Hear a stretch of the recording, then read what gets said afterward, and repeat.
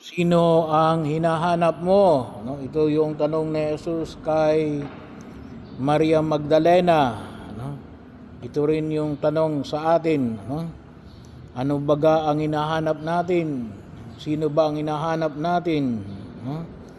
Bahagi yun ng pagkilos natin sa daigdig na ito. No?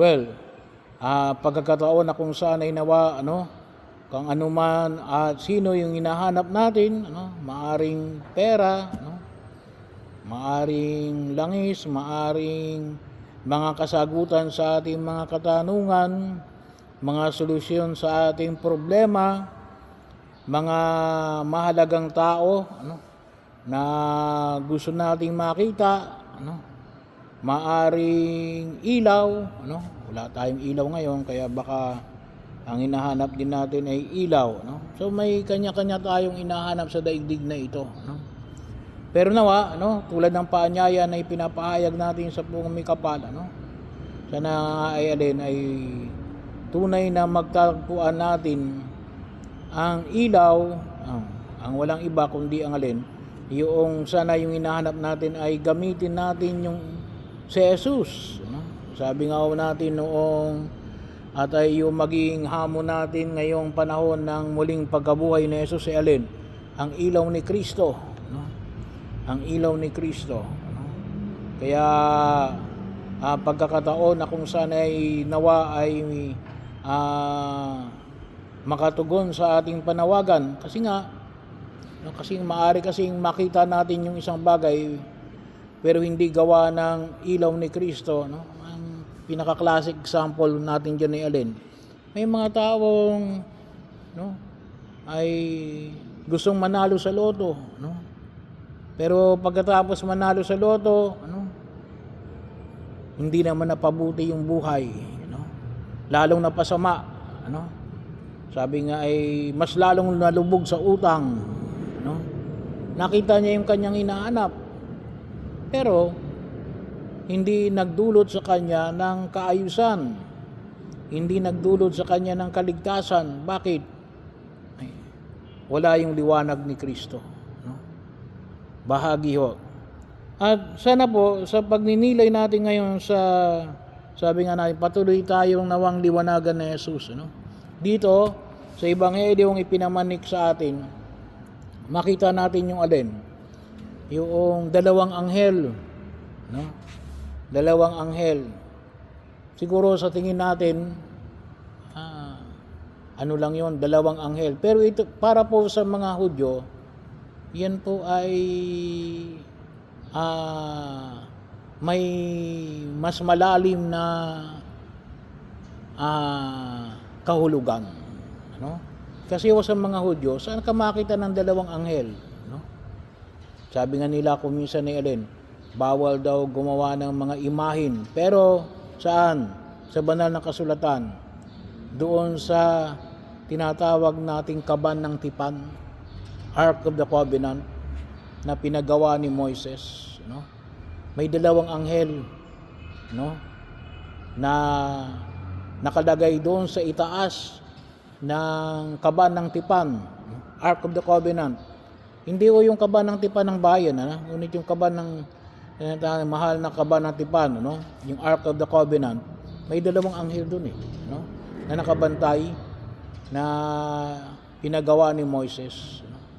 So at the opposite side, dito rin sa Ebanghelyo nakita natin, so tumutukoy ito higit sa lahat ng pagkilala na ito yung patuloy at kaganapan ng pagliligtas ng Diyos, Kasi sabi nga natin yung Ark of the Covenant, yun ay bahagi na kung saan ay makita natin yung pagliligtas ng Diyos mula sa Ehipto hanggang makarating sila sa lupang pangako, Pero yun ang isang makita natin, dalawang anghel, At bahagi pa rin rito na pinapahiwatig sa atin na nawa yung ating pananampalataya, isang pananampalataya na nawa po ay magbigay ng liwanag sa atin. Alam nyo sa Europe, sa US, kung inyong makikita ko sa mga social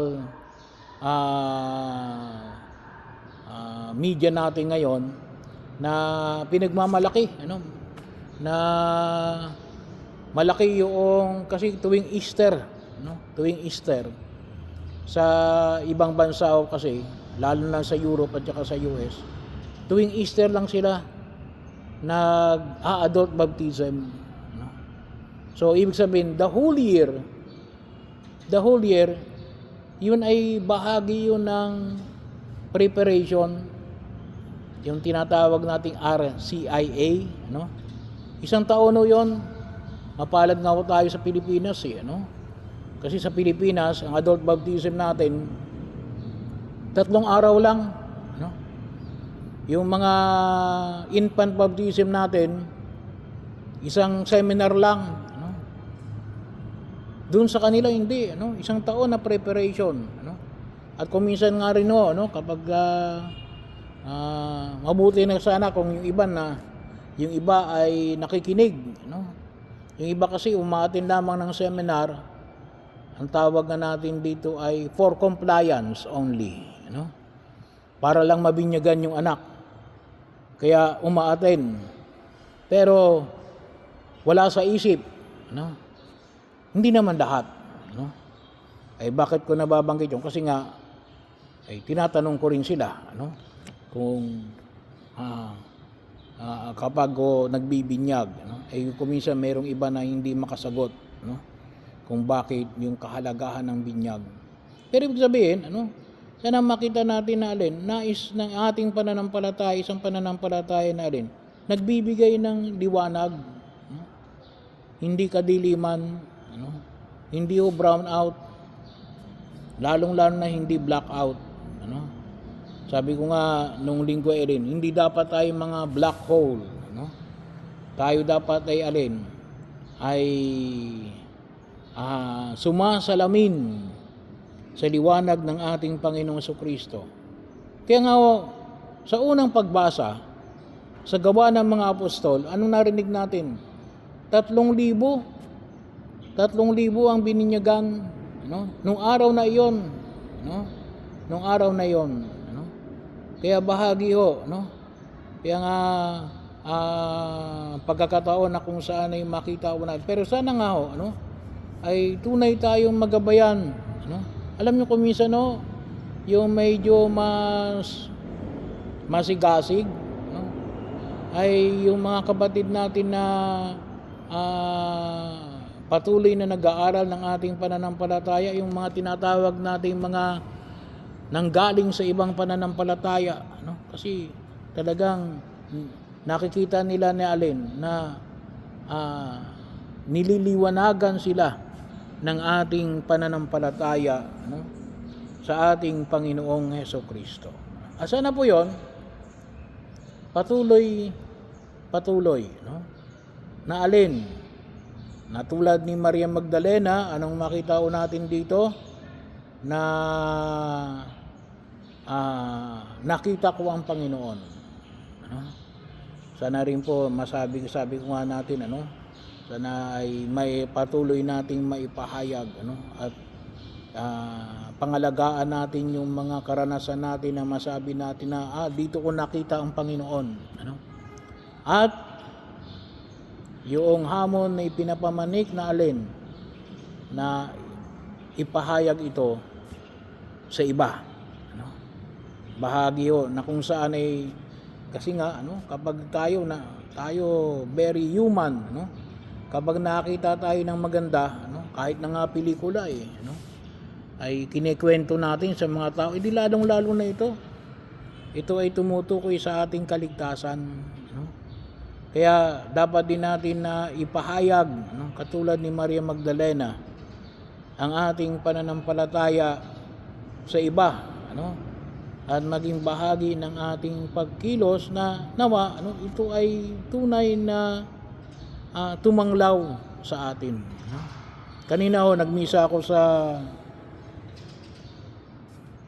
Pakil, no? Sabi nga natin, isa ang pinagdadalamati ng mahal na Birheng Maria, ano, ay alin?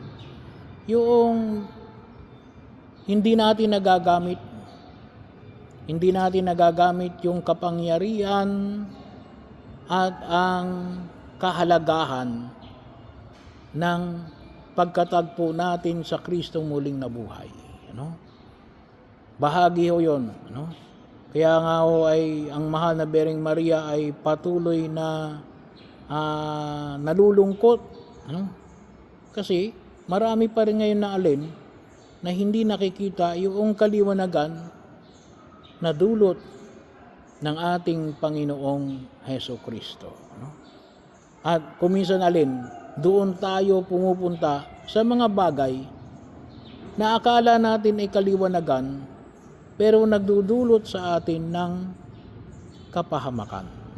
Sa napakinabangan natin yung pagkilala natin kay Kristong muling nabuhay, ang liwanag ng sandaigdigan.